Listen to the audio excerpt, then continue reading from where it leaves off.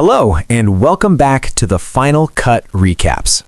Today, we're breaking down a 2024 action thriller titled Killcraft.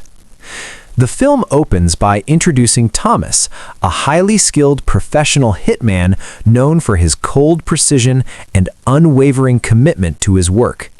Positioned at a distance, Thomas steadies his sniper rifle, locking onto a group of targets. One by one, he takes them out with flawless accuracy. Just as he prepares to leave the scene, Thomas realizes someone is still alive, hidden in the tall grass. The survivor fires back, striking Thomas in the leg. Despite the injury, Thomas regains control, fires again, and eliminates the final target. Wounded but alive, Thomas makes his way to a nearby warehouse to treat his leg. After tending to the injury, he returns home, which is located close to the warehouse. Waiting for him there are his paralyzed wife Ruth and a young girl named Marina. Thomas suggests taking his family out for a walk, hoping to spend time together. However, Ruth refuses. The couple has been struggling for some time, and tension hangs heavy between them. Instead, Thomas decides to take Marina to the beach on his own. Though rough and emotionally distant, Thomas deeply adores Marina. While at the beach, Thomas digs through the sand and discovers a glass bottle containing a folded piece of paper.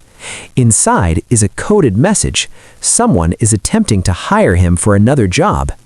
As night approaches, Thomas drives Marina back home. When they arrive, Ruth is angry that they returned late. Thomas doesn't argue. He remains silent and lets her frustration continue. The next day, Marina plays near the shore with her friend Freya. The girls notice a strange man watching the area. Freya bravely asks him what he's doing. The man responds vaguely, claiming confusion, then walks away. The girls brush it off and continue playing. Later, Marina notices Thomas digging in the sand again. From a distance, she and Freya watch him leave. Curious, the girls dig up the spot themselves and find the bottle. They photographed the coded message inside. The following day, Thomas begins teaching Marina how to shoot. At first, she misses every shot, but with his guidance, she eventually hits the target. Confused, Marina asks why he's teaching her something like this. Thomas calmly tells her that one day she might need those skills. At school, Marina and Freya examine the photographed message more closely. The note turns out to be a job order, a contract instructing Thomas to assassinate a man named Morton Miller, complete with an address. Unaware of her father's true profession, Marina assumes it's just a prank. Later that day, Marina comes home and overhears her parents arguing. The fight escalates, and Ruth finally throws Thomas out, ordering him never to return. Marina is devastated. She breaks down in tears, terrified that her family is falling apart. The next morning, Thomas takes Marina to school. Before she gets out of the car, he tells her to take care of herself, explaining that he won't be living with them anymore. He tells her he loves her more than anything in the world. Marina says nothing. She simply listens. Soon after, Thomas leaves to complete his assignment. He travels to a remote horse farm where his target, Morton Miller, is located. Unknown to Thomas, Miller is not just an ordinary man. He is a powerful drug mafia boss, and this mission will change everything. Morton Miller soon arrives at his horse farm, accompanied by 2 armed bodyguards. After stepping out of his vehicle, Morton heads inside to check on his horses, leaving his men stationed outside. Unbeknownst to him, Thomas is already inside the farm. Without hesitation, Thomas ambushes Morton on the spot. Then he moves swiftly, eliminating the 2 bodyguards outside. Just as he attempts to escape, more of Morton's men appear, surrounding the area. What follows is an intense shootout. The battle drags on, bullets tearing through the farm as Thomas fights through wave after wave of armed men. Despite being shot in both the stomach and the leg, Thomas refuses to go down. Against all odds, he manages to kill everyone in his path. Bleeding heavily, Thomas stumbles to his car and prepares to flee, but a police officer suddenly pulls up behind him. The officer questions Thomas about the missing license plate and his improperly parked vehicle. Thinking quickly, Thomas lies, claiming his plate was stolen and that he tried to chase the thieves but failed. After a brief inspection, the officer believes his story and drives away. Alone again, Thomas struggles to survive. Weak from blood loss, he starts the car and drives off. However, his condition rapidly worsens. His vision blurs, his focus fades, and control of the vehicle slips from his grasp. The next day, Marina visits the beach, the same place she once came with her father. Lost in her thoughts, she still clings to the hope that her parents won't divorce. As she prepares to leave, Marina notices a familiar car parked in the nearby woodland. Something feels wrong. Curious and uneasy, she approaches and opens the door. Inside, she finds Thomas's lifeless body slumped in the driver's seat. He had died from his earlier gunshot wounds. Marina breaks down in tears, devastated by the loss of the man she loved most. She immediately calls Freya, who arrives within minutes. Freya urges Marina to contact the police, but Marina refuses. Instead, she asks her friend to help her bury her father. Together, they dig a grave and lay Thomas to rest. Afterwards, Marina thanks Freya and embraces her, silently saying goodbye. Marina returns home but chooses not to tell her mother about Thomas's death. Instead, she asks Ruth about Thomas's past, his work, and whether he had enemies. Ruth finally tells the truth. She reveals that Thomas was a contract killer with countless enemies. Over the years, his actions enraged many powerful people, some of whom sought revenge. Ruth then confesses that one of Thomas's rivals shot her, leaving her permanently paralyzed. The injury, she explains, is why she grew to hate Thomas, blaming his violent life for the suffering she endured. Hearing this, Marina finally understands who her father really was and why her mother despised him. The following day, Marina searches through her father's cell phone.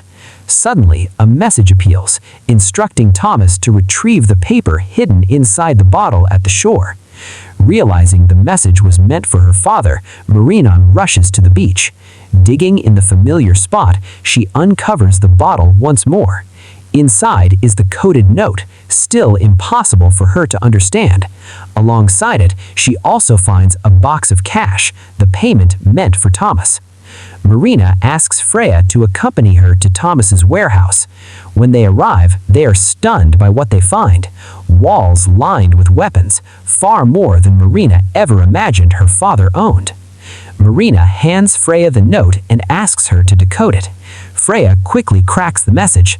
The memo details a new assignment, the assassination of a man named Oleg, complete with his address.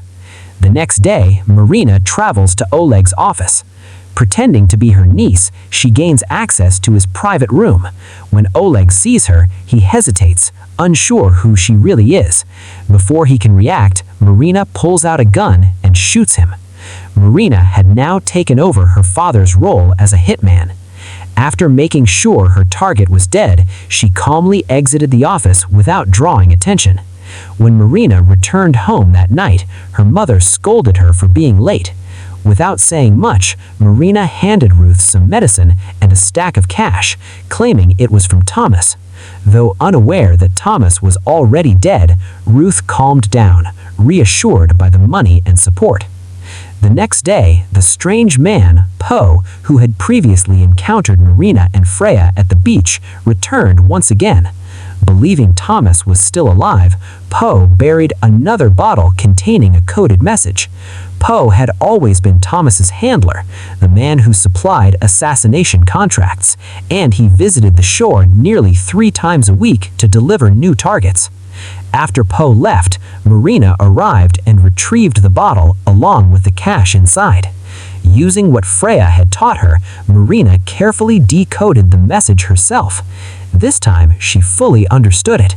Without hesitation, she prepared to carry out her father's duty. Hours later, Marina went to a movie theater. not to watch a film, but to eliminate her target. Sitting directly behind the intended victim, Marina waited patiently. At the right moment, she made her move, killing the target swiftly before quietly leaving the theater. Before heading home, Marina stopped by Thomas's warehouse. Freya was already there, worried, and questioned why Marina had been going out alone at night. Marina finally told her the truth. She had taken over her father's life as an assassin. Instead of being shocked, Freya encouraged her, even offering to help if needed. The next day, Marina returned to the beach to retrieve another message. After decoding it, she prepared for the mission, this time with Freya by her side. When they reached the target's house, Marina told Freya to stay in the car while she went inside. Marina knocked on the door and a woman answered. Mistaking Marina for her son's girlfriend, the woman let her guard down. Marina attempted to shoot her, but missed. The woman's son, Kyle, chased Marina and eventually cornered her. Terrified, Marina begged for mercy. Kyle demanded to know who had sent her, but Marina couldn't answer. She was only continuing her father's work. Seeing her fear, Kyle chose to let her go, warning her that if she ever returned, he would arrest her without hesitation. The story then shifts back to Poe.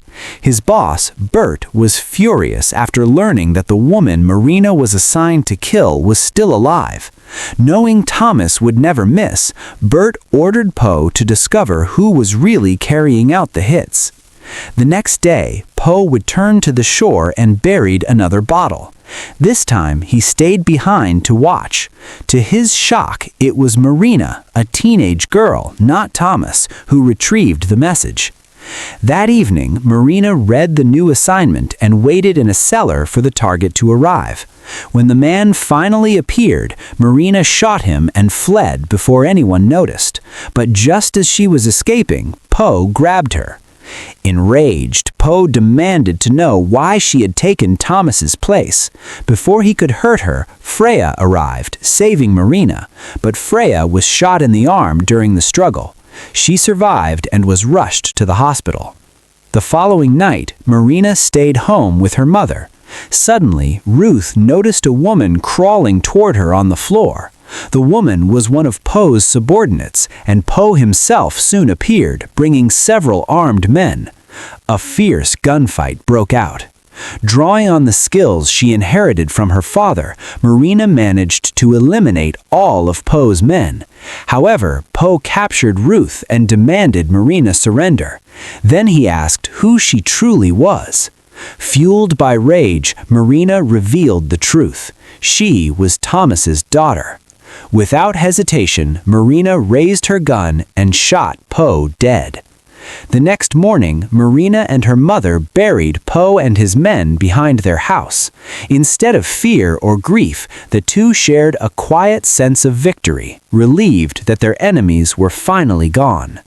In the final scene, Marina tracks down Bert, the man she blames for her father's death. She chooses not to kill him. Instead, she shoots him in the legs, leaving him alive but permanently broken.